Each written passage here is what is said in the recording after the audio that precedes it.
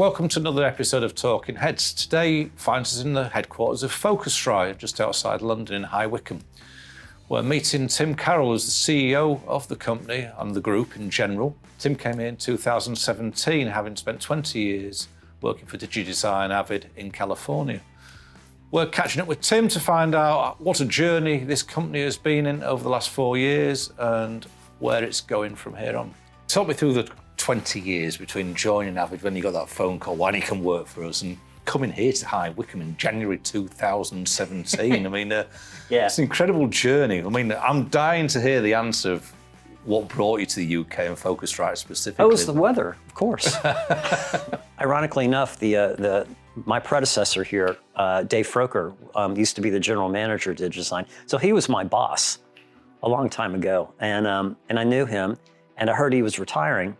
And, you know, it just felt like, well, if I'm ever going to do anything different or look at an opportunity outside the US, you know, now's as good time as any.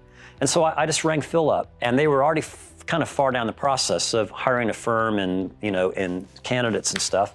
And he said, well, you know, I got to be honest with you, this is kind of where we're at, but if you're interested, yeah. I was about to fly over to IBC and just made a pit stop and met everybody, and it went really well. And here I am. Tell me what you wanted to achieve when was it just settling down, seeing where you are, or did you have some really strong strategic ideas? After meeting Phil and the non-execs and the team here, my conclusion is this is a group of people that have really just poured an amazing amount of blood, sweat, and tears over the past 20 years, building up a really strong brand. I just looked at this and thought, God, there's just so much more that this company should be participating in. They've earned the right, to be so much involved in the whole workflow, not just selling somebody an interface. And I just felt like, I've got a lot of ideas on how we can actually just get to that end, if you will. And part of it was organic growth. So a lot of the things that we've done in terms of really just understanding who our customers are. And I looked at, what Focusrite had done, such a great base of home-based stuff, but they had this professional division as well with the Focusrite Pro products that we've now branded it with all the Dante-enabled things. And I just thought, this all feels really warm and fuzzy to me. And that's been the journey we've been on. So, success for me has been like, how do we round out the products that we make? We build upon this great base, start, playing in more of the whole, ecosystem and things like that. And then obviously, the acquisition we did with like Atom, which was sort of our first big one. I mean, that made perfect sense to me. Let's talk about the acquisitions, because I think, was you right in saying that outside innovation, that Atom Audio was the first one that came 2 years into your tenure as CEO. Was that part of the plan to build a group of brands within the group? I remember I was about 2 or 3 months in, and what was becoming clear to me was like, God, we got a great group of talented people here, but where I envisioned the company to be in 4 or 5 years, there was no way we were going to get there organically. Novation was the last thing the company acquired, and that was sort of a liquidation sale, if you will. I was like, how do we treat this? And the answer I got was, well, if somebody calls us and says, they may be for sale, we'll have a conversation with them. And I thought, well, okay, that's one approach. The other is, why don't we bring a business development guy on hand and have him go out and start shaking the trees for the things we wanted. I was reading an article in the Times about a year ago, a big podcasting feature in the magazine, and your products were neatly sort of, it wasn't an advertorial, were referred to by some of the leading podcasters, and they were in the background, great promotion. About a week later, you turned up again in the Sunday Times top 100 small companies. Yeah. As being a great place to work. How have you achieved that? We asked podcasters, how did you find out about us? Because a lot of these people would tell you they've never been in a music store. A lot of them just went and did searches about, what is the best audio interface out there? It's so easy just to start talking about, recording levels and compression and EQ and, and all these different things. And you got to realize that a lot of the people that are coming in, they're not familiar with any of this. The top companies thing, I mean, that's something that we proactively do participate in. The reason we're successful is the people here. Before COVID, there'd be 150, 160 people running through this building. And at 5, 6 o'clock at night, a good chunk of those people would go home and then go play a gig or be a DJ in a club or go home and work on their own music. And they come back the next day and, they've got a lot of really great real world, hey, this was the frustrating thing and this went really well. The idea of making sure our folks are happy is super important. So doing these type of, company surveys to really understand, hey, what do you think we're doing right? What can we work on better is really important. I'm not trying to say that we do everything perfectly. There's areas that our employees want us to work on. But every year, we take those results really seriously. And we look at the areas that not only we improved on, how do we carry on with that journey, but what are the areas that, people think we should improve on? Last year, one of the big areas was our employees were like, we really need to do more with diversity and inclusion. And, we're talking about what we're doing in terms of green initiatives, but, what are we really doing here? About 4 months ago, we hired our first person who's in charge of, social responsibility. I'm looking at all of our green initiatives.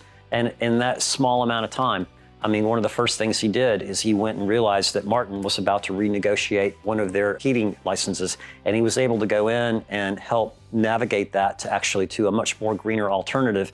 And in one fell swoop, I think we reduced the footprint from heating for our UK offices by like 50%. Good to see you stopped off on Martin Audio, because that was a significant acquisition in 2019. They've always been a neighbour with you in High Wycombe here. Yeah.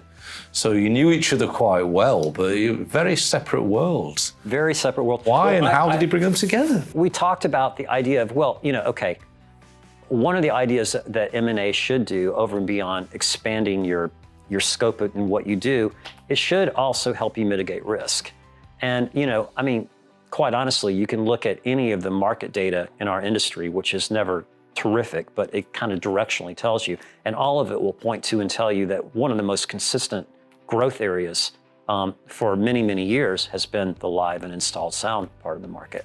We found out it was literally while we were still trying to close Adam that the private equity firm that owned Martin may be interested in selling.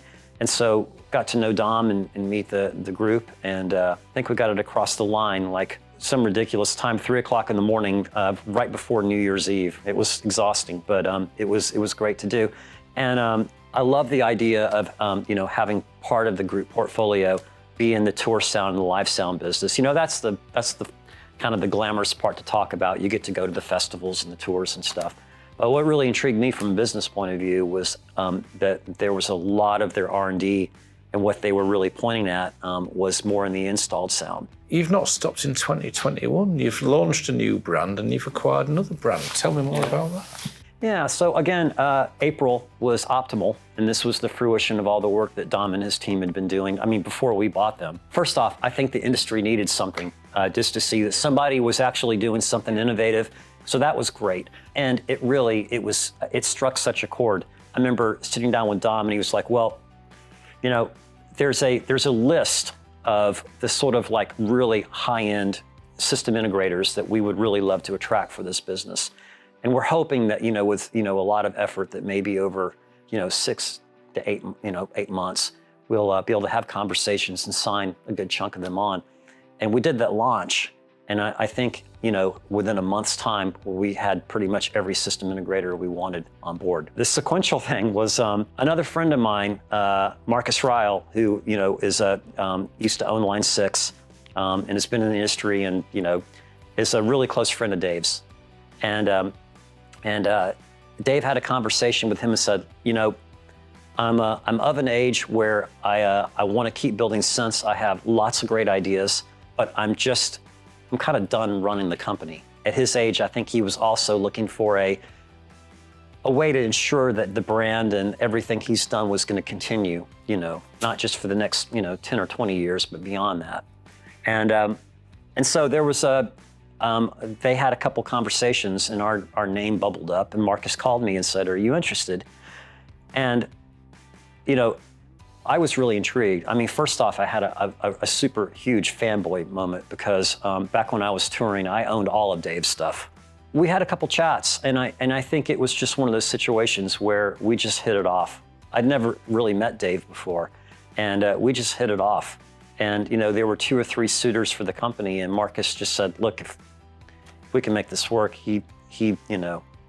The price is important to him, but as important, if not more, to him is the cultural fit and finding somebody he really feels like he can, put his blood, sweat, and tears, this company, and he's done so much for, and say, please carry this on. Under your tenure, under your watch, you've created a group. Does that bring economies of scale? Does that give benefits or the other? It does. Well, it has its own set of challenges for sure. You look at the U.S. and we suddenly woke up one morning and found ourselves with, 4 different sales team and 4 different of everything. It's like, well, how do we actually make that work? So, which, it's fine, we can sort it out. I think that the biggest thing is, as you get bigger, you start finding yourself leveraging the different things that, every one of the businesses is on, at a different level in terms of the maturity and the things that they've tried to undertake and stuff. And so we're learning a lot of lessons from each other. It's still a journey for us, and we're learning about it all the time. Okay, 4.5 years later, having unpacked your bags and come up from Heathrow, and that list of goals, big tick. Yeah. When I joined, I saw a lot of opportunity for this company, and we've accomplished far more in a shorter amount of time than I envisioned that we would. There's a lot of things that I think we're still midstream on that you'll see come out in the next couple of years that I think will blow people away. And I have to say, the team here and the people are what makes it happen. I mean, we've all of us. I mean, it was my first job as a CEO, so obviously it's been a huge learning experience for me. But for all of us, I mean, a lot of the people that were my direct reports had been working for Focusrite, for 10 plus years, and had been with it back when it was a small 30 or 40 people. And so even for them, just in the past 4 or 5 years since I got here, we've all just seen this, in terms of the size and the scope, and we're all learning how to think, because when I came here, I was just solely focused on, Focusrite and how do I make it better. And then suddenly we had Adam, and, then we had Martin, and then, suddenly we're this big group, and, How do you divide your time? I mean, you said you love looking at the data and steering a course according to that data that you've looked at, but I guess you don't have much time for doing it all. When you're managing 9 brands and everything seems to be going so well. Well, look, I still have a home life, and I do get to play a little bit. We've got a great leadership team. It's like I said, one of the big requirements for us is the company needs to be well run. We need, to me, the litmus test was, if we acquire it and don't touch it, don't do anything with it, would it still be accretive to the business? And the answer for all those is yes, because they have a great leader and a great leadership team. And so, I have total confidence in Dom and Christian and Dave at Sequential. We talk a lot and we solve problems together, but they're incredibly capable leaders. Thank you very much. It's been great talking to you. Absolutely. Thank you.